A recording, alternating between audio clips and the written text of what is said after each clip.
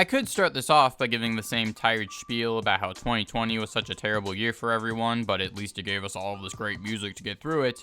And I will. Maybe spending so much time inside has made me more cynical over the past year, as I imagine it has with many others, but I first went into making this list thinking that 2020 was a pretty weak year for music. There weren't a ton of releases that I was super hyped for, and many of the biggest and most acclaimed records of the year didn't really do much for me, but as I looked back upon what I did enjoy, I found that this year actually had a lot more to offer than I initially realized. There were so many excellent projects in numerous genres, and something about the turn of the decade just makes me very excited to see where music goes in the coming years. I even chalked up the sweet little Topster chart of 15 honorable mentions that are just as worth checking out as the albums that made the list. I'm also going to be including EPs and mixtapes alongside albums because I don't care, good music is good music. A lot of these artists are on Bandcamp as well, so please do support them if you can because live music is still in a rut. Hopefully we can leave that in 2020, along with some other things like this dumb channel logo.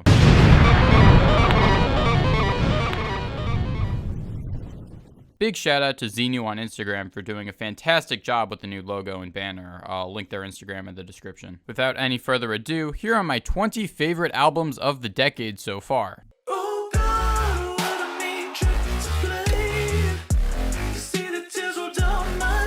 The debut album from London pop duo Comanavago is every bit as fun to listen to as their name is to say. I love the deep and funky synth bass that takes up a prominent yet modest spot in the mix on tracks like Angel and Annihilation, as well as the irresistibly charismatic vocals on tracks 1 through 11. This thing kind of feels like a modern day reinterpretation of the glam rock era in the sense that it carries this theatrical eccentricism that turns an already catchy song into something that sticks with you for long after you listen. They're able to explore this with a variety of sounds, like the UK garage rhythm on Playboy, which features the one and only Katy Perry, and the absolutely phenomenal synth-funk banger that is In Love. I'm seriously amazed by this thing every time I come back to it, and if this group is only scratching the surface of what they're capable of, then I can't wait to hear what else they have in store.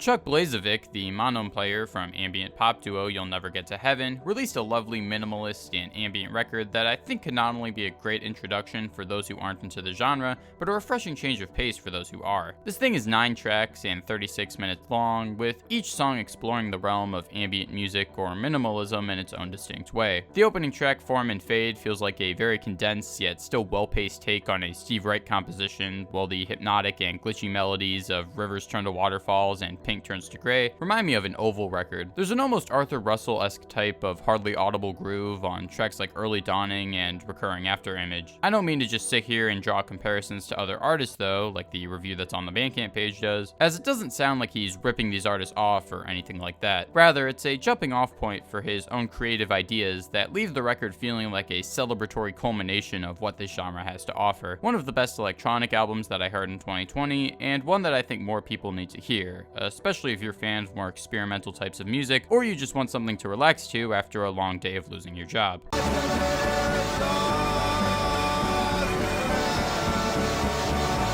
Experimental lo-fi emo that came from Bandcamp is probably my third favorite thing in the world, so of course the debut album from Colorado-based Lobster Fight would be one of my favorites of 2020. This thing has such an intimate yet expansive sound with its broad instrumental palette, crashing percussion, and abrasive vocals. Its combination of pianos, synthesizers, and conventional rock instruments do evoke the stylings of other Bandcamp darlings like Weather Day and especially the Brave Little Abacus, you know, a pretty decent band. Yeah, I don't find it all that distracting. These guys have the talent and vision to pull this sound off, as evidenced by the album's near-perfect pacing, as well as the abstract yet poignant approach to lyricism. These songs may not seem too out of the ordinary from a topical standpoint, but the first word of the second song is demystification. I mean, how many albums can you say that about? I also love the way the band puts these loud, emotional breakdowns alongside calmer moments with either acoustic instrumentation or just softer riffing. Listen to the 12-minute centerpiece Frog if you want a good example of that. I certainly look forward to hearing what this group does in the future, as this album displays a ton of potential for not only this band, but the more adventurous side of emo as a whole. You know the truth in what they say. The world's gonna kick you either way.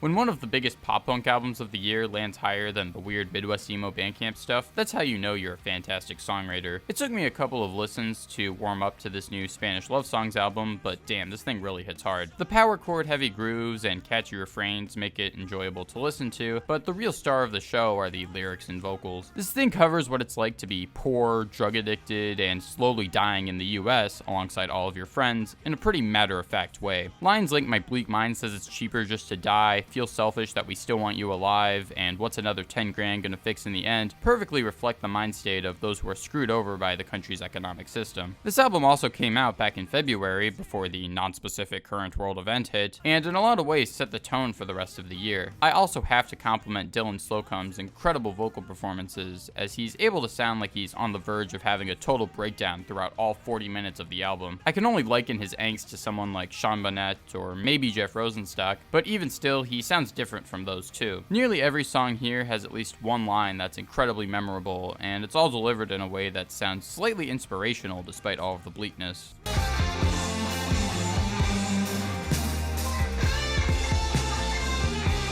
There are very few things that I hate more than having to use the term art rock, but this new Yves Tumor album is so damn good that I'll gladly continue to live with myself. This record is a change of pace from their usual sound, as they've doubled down on the more tuneful side of their previous LP, which was not only their most accessible so far, but also the first to be put out on the legendary label Warp Records. Yves has taken their bold creativity and knack for experimentation and worked it into something that you can play on the aux without everybody thinking you're a serial killer. In fact, I'd say this is easily their most focused, well-composed, and addictive record so far. Nearly every track is like an explosive fireworks show of crescendos, and it's backed up with virtuosic musicianship. When combined with Yves' smoky and passionate vocal delivery, the record sounds like something that Prince could have made before his final days. If you ever meet someone who unironically says that rock is dead in 2020, then show them this album, they'll probably block you on social media because they don't want to admit that they were wrong.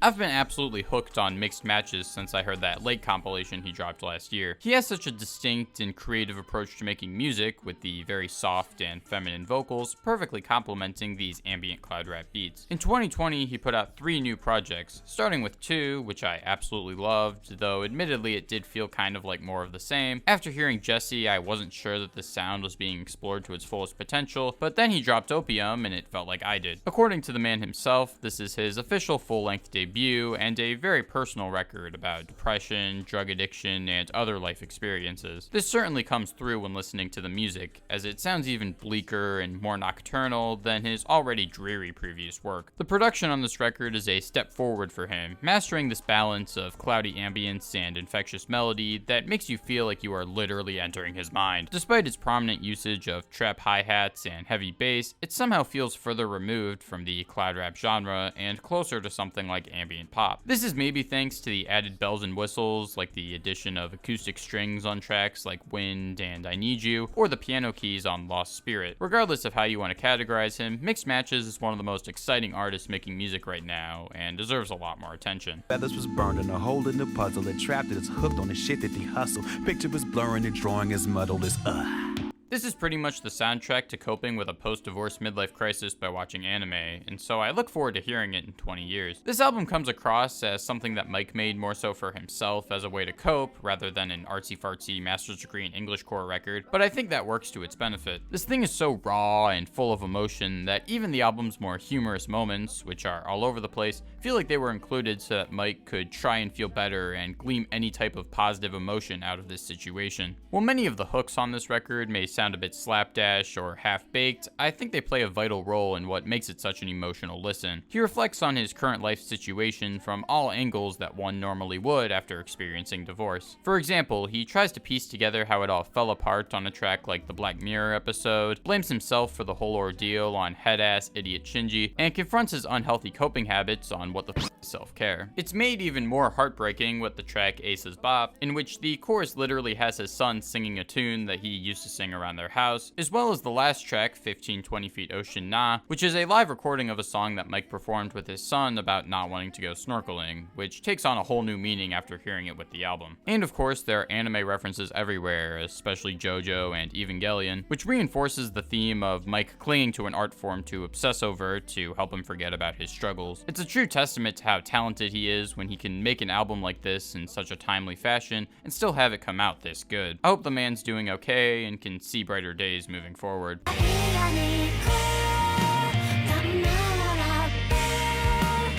So contrary to popular belief, I'm actually not a J-pop connoisseur, as the kids call it, but I don't care. Seiko Oomori is awesome. I can't get enough of this record's glamorous and detailed instrumentals and how well they complement Seiko's commanding and somewhat nasal voice. The title of the album is a reference to a Japanese art in which people repair broken pottery and make it look pretty snazzy in the process, as if to emphasize its imperfections and symbolize how one must make the best of their situation. I can only attempt to understand this album's lyrics by pasting them into Google Translate, so take the accuracy with a grain of salt, although there is actually an English version of the track Night on the Planet. But the bittersweet sentiment of songs like Antisocial Princess or Counterculture give the album parallels that relate to the title. I mean, hell, there's a song called Singer-Songwriter Kintsugi that kind of does exactly that. Even putting the lyrics aside though, I think the sound of this album is gorgeously arranged and optimistic with a ton of standout hooks and musical passages. I'd recommend it to any fan of artful rock music with poppier song structures, even if there is a language barrier for you. Although if there isn't, then feel free to hit me up with the translations. Hey!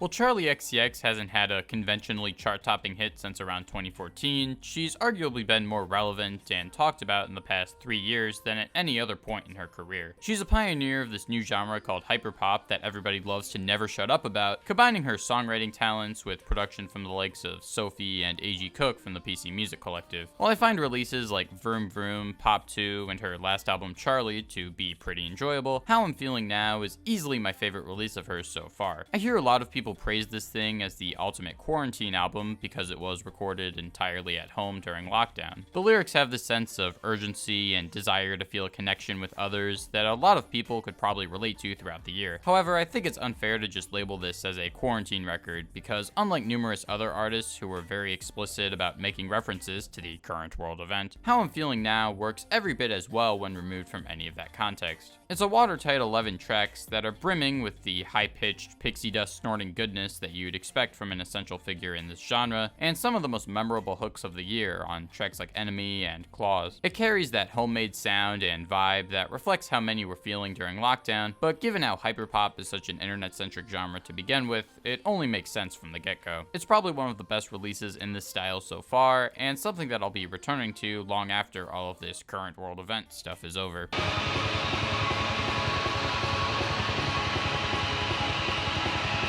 It's been 7 years since the last solo album from Switzerland black metal legend Paysage, and the wait was entirely worth it. This is 2 straight hours of good old atmospheric, cold as snow, potato recorded black metal that I tend to find strangely relaxing. This thing is much more visceral and dare I say melodic than his previous couple of records, with its greater emphasis on faster chord progressions and even subtle synth sounds. The record is able to make me feel like I'm stuck in the blistering cold on a winter night, and I'm more than willing to stay stranded there for a whole 2 hours. It's the kind of atmospheric black metal that's just rhythmic enough to complement and emphasize the atmosphere, but not too much to the point where it makes me wish I was listening to a death metal album or something more conventional. Every time I put this record on, I get completely lost in it for hours on end, and I can't really say I've had the same experience with a lot of other modern albums in this particular genre. I do find it to be better enjoyed during the cold winter months, so depending on where you live, you should probably check it out right now.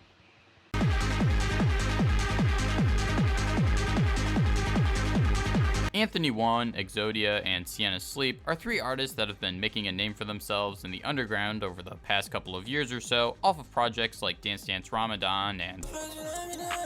They've been largely associated with the hexed scene due to their low-bit production and shitposty aesthetic, but rather than specializing in trap and cloud rap like many of their contemporaries, they apply this sound to hard trance music. I've enjoyed several projects in this lo-fi trance genre up to this point, but this particular split between 3 legends in this scene is probably the best showcase of this sound thus far. Anthony One brings his distinctly abrasive and maximalist style to the first couple of tracks, putting the listener head first into the forceful catchiness edginess that the genre has to offer. This is then complemented by the smoother yet equally hard grooves of Exodia's Lumina, which could be viewed as the centerpiece to the entire record. Following this up are 2 tracks from Sienna Sleep that feel like a middle ground between these 2 styles, putting the lo-fi production of Anthony One's Cacophony into a breezier context that keeps the album well paced. Exodia closes out the track list with the more melodic and progressive Celestia, wrapping the record up beautifully. This album is a perfect showcase of what this lo-fi outsider trance genre currently has to offer, and I'd recommend delving into these artists' other projects if you enjoyed what you heard here.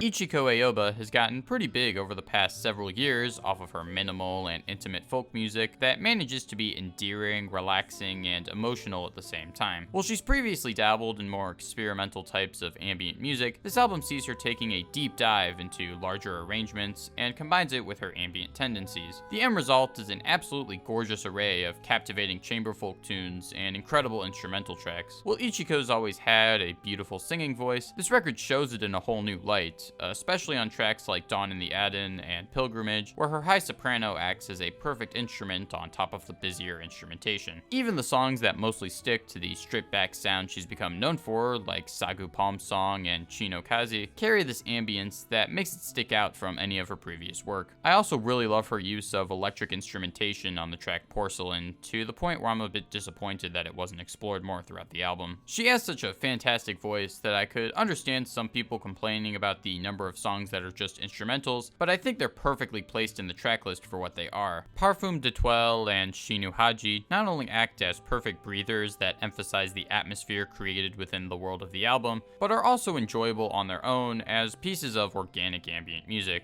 Owayashi is one of the best songs on the record, period, as it's this exciting prog folk instrumental that second half seemingly comes out of nowhere, yet still feels entirely natural. Ichiko Ayoba is one of the most consistent songwriters in the game right now, and I can't wait to hear how she expands upon this new direction. Mean girls, the bad girls. I go to club with the bad girls. I already said that I'm not a big fan of using the A word when describing a genre, but I really love the direction that Drain Gang has headed over the past year. It feels like the next logical step in Drain evolution that they would go from making shimmering and beautifully moody cloud rap to more lavishly produced pop music, and of the 3 projects that Bladee dropped in 2020, I found myself returning to this one the most. It may have stayed more true to his cloud rap roots than his collaborative album with Megatalk or even Exeter, but it's still a refreshing entry in the Bladee catalog. 333 has a lot more emphasis on tuneful synths and melodic vocals than it does on rhythm and atmosphere, and as such, I think it's debatably his most accessible album so far. However, it's still very much a Bladee record at its core, with the heavy usage of autotune and futuristic production, but hearing this sound applied to a more poppy context makes for some of his best songs so far. I especially love tracks like Mean Girls and Don't Worry, where every lyrical passage sounds like it could be its own hook, as opposed to the verse merely acting as downtime in between the good parts. I know I just said that there's less emphasis on the atmospheric aspect of the music, but the atmospheres created within songs like Valerie, It Girl, and Extasia are unmatched by any other pop or cloud rap songs I've heard this year, as far as being dreamlike and heavenly. It's another fantastic addition to the Bladee discography, and I really can't get enough of it.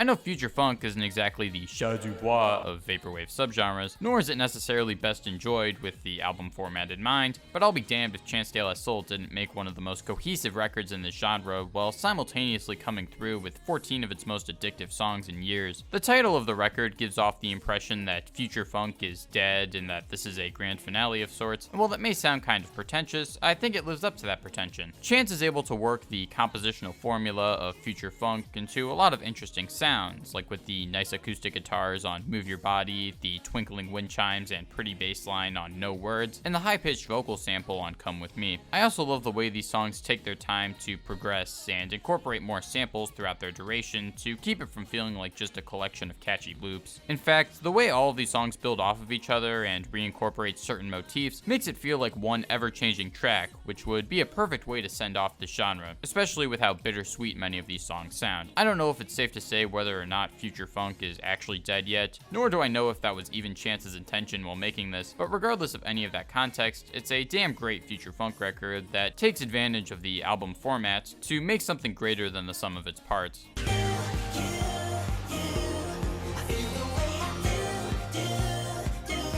It makes me so happy that DJ Sabrina is beginning to garner the greater amount of attention she deserves. This thing is 3 straight hours of some of the most vibrant, funky, and emotive house music to come out in a while. DJ Sabrina's whole shtick of sampling older sitcoms and maintaining this pixely art style on her covers make all of her albums feel like a DJ set at a 90s themed dance party. That being said though, the whole gimmick and aesthetic of referencing Sabrina the Teenage Witch isn't what makes her music stand out so much from her contemporaries. Rather, it's more the way she incorporates samples and orchestrates these huge albums that flow cohesively for hours on end without boring the listener. It's almost as if the Avalanches continued to release sample-based records more consistently after Since I Left You, instead of waiting 16 years to land that Biz Markie feature. This is her longest album so far, and debatably her most diverse, as it maintains the lo-fi outsider house production that people recognize her for. However, I wouldn't strictly call it an outsider house record, as it explores the funkier and more disco-influenced side of the genre as well. Despite its length,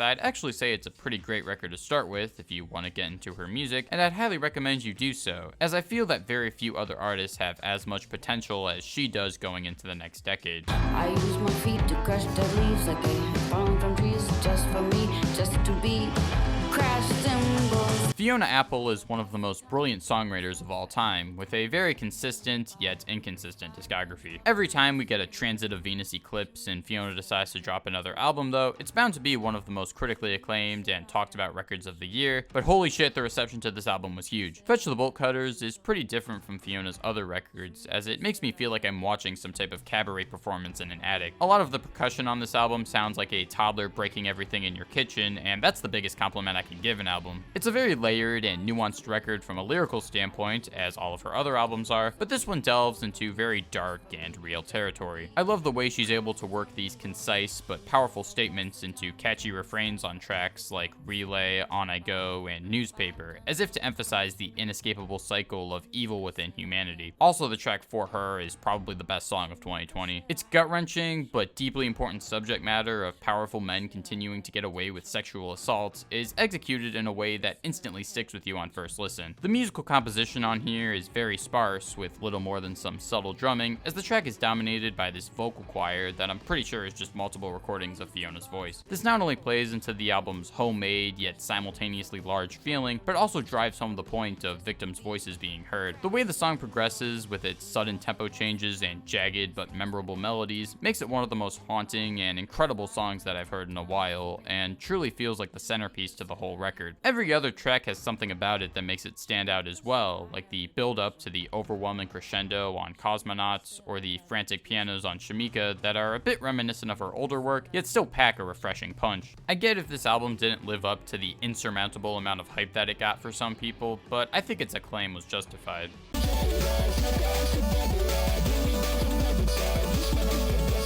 Yeah, this project might be the best thing to come out of the Hex scene so far. I know that it's only a 5-track EP that doesn't even reach the 20-minute mark, but if I were to make a list of my favorite songs of the year, then all of them would probably crack the top 20. I understand if some people look at this whole Hex thing as just a dumb meme that became way too oversaturated, but FXG 3000 is a prime example of how bit crushing could turn a great song into a greater song. I've previously described this album as sounding like a trap radio station playing in your car as you're driving under a tunnel, but I think it's even more than that. The whole bit crushed aesthetic doesn't come off as a gimmick to compensate for lackluster songwriting or anything like that, as I'm willing to bet that the instrumentals and PK Shellboy's smooth and infectious flow would sound just as well pieced together without it. However, it adds a layer of emotion and dissonance that turn the whole project into a hypnotizing and almost transcendental experience that is yet to be replicated by anyone else making music like this. Because I was too lazy to finish this video earlier, their full-length debut is actually out already, and I'd highly recommend checking it out if you use Spotify.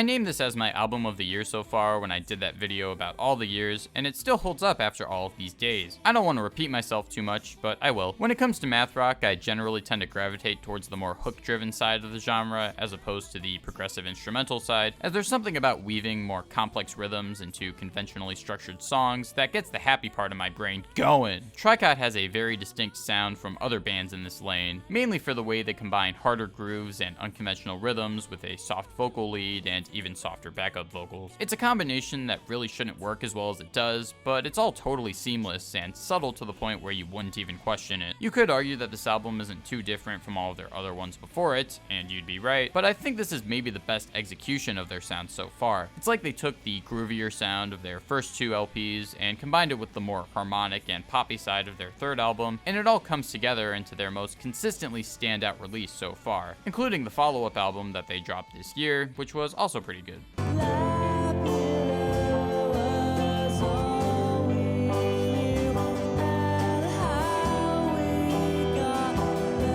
All of you who are familiar with this record are probably thinking, but Jack, how can an album from 20 years ago be one of the best albums of 2020? And for those of you who don't know about this thing, I'll briefly explain. In 2016, a person on 4chan reportedly found this album in a thrift store where there was virtually no information about it online. They posted the album's audio to a now defunct YouTube channel, but since the CD was old and suffering from rot, it had seen better days.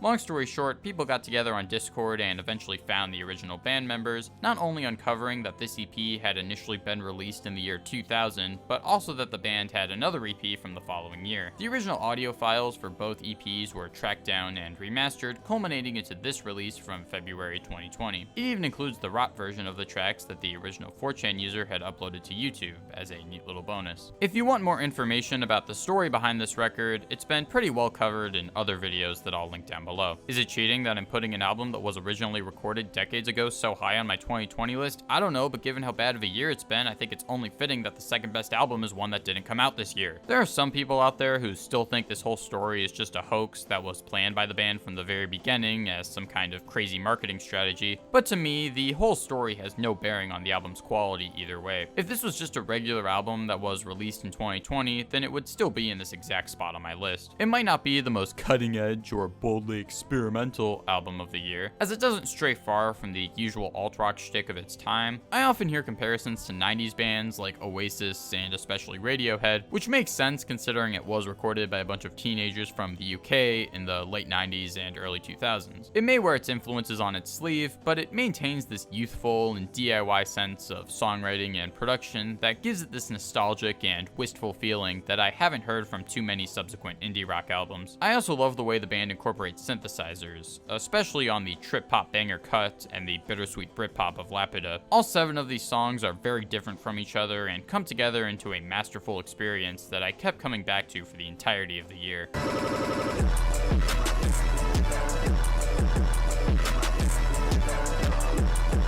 So you know how earlier I said that Fax Gang made the best project in the Hex scene so far? Well, I lied. Although honestly, this thing is so far beyond anything that I've heard in the realm of experimental hip-hop that I hardly even know what to categorize it as. I've been hooked on Rodeoglo ever since I heard that CP Where I Be mixtape that dropped earlier this year, because the cover art looked like something that would be right up my alley. I was actually very close to putting that in the #1 spot instead, but ultimately I think that his full-length debut Blackheart left me more amazed than anything else that dropped in 2020. This is an incredibly outside-the-box take on trap and cloud rap, with the way it takes some of the tropes of those genres and flips them into something completely different. The overwhelmingly blaring production and often strangely manipulated vocals are a perfect combination when paired with the repetitive hookiness of the song structuring. Rodeoglo carves out this very distinct sound for himself, but he's also able to explore it in a variety of interesting ways, from the hard glitchy rhythms on Addy Talk to the busy yet strangely atmospheric synths and vocals on My Way. It's amazing how the album is able to be so unconventional yet pack in just as many earworms as any other great trap record, as many of these songs pop back into my head long after I listen. It's a pretty short album with only 12 tracks and a little over half an hour of material, so I'd highly advise everybody to go check it out. You can also listen to this interview with Rodeoglo conducted by 108 Mics. which, believe it or not, actually isn't me. We just both happen to be big fans of Cannibal Ox. I'm really looking forward to hearing what Rodeoglo does in the future and how far this new wave of underground experimental hip-hop can go in the coming years. I know you probably don't want to think about 2020 anymore now that it's over, but what were some of your favorite albums of the year? I'm looking to make 2021 a much better year for the channel, as I've kind of taken a break over the past couple of months, and I'm going to be uploading more consistently from here on out. As always, thanks for watching. If you enjoyed, you know the drill. One more back till I go.